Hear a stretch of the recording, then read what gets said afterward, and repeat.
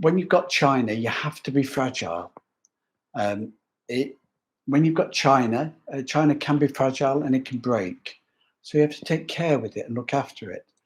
And when it becomes the economic dominant force around the world, then it's an interesting situation. It can affect the whole world economy, as well as providing for jobs for people relocating overseas, working abroad.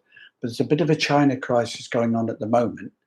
They're lagging differently behind the rest of the world because they maintained their COVID crackdown for much longer than the rest of the world.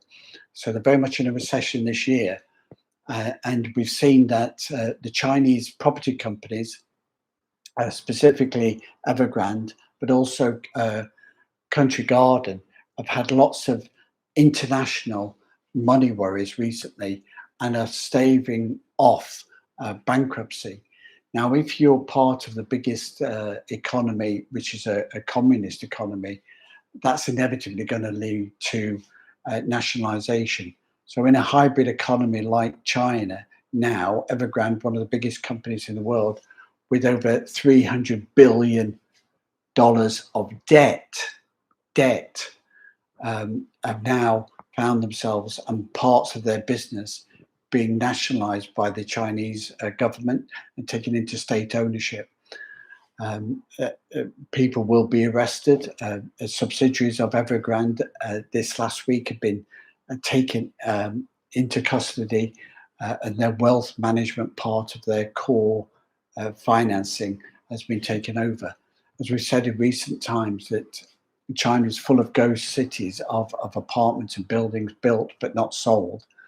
And this is a bit of an issue potentially around the world in other locations. And those ramifications from the recession in China post-COVID and with their property boom could have a positive effect around the world, reducing inflation elsewhere. But it also has a knock-on consequence economically, just as the world adjusts to less capacity or other issues coming from China. So it is an impact. It's an impact for businesses and for expats, wherever there might be Chinese investment or tourists or where you've got a business relationship with them.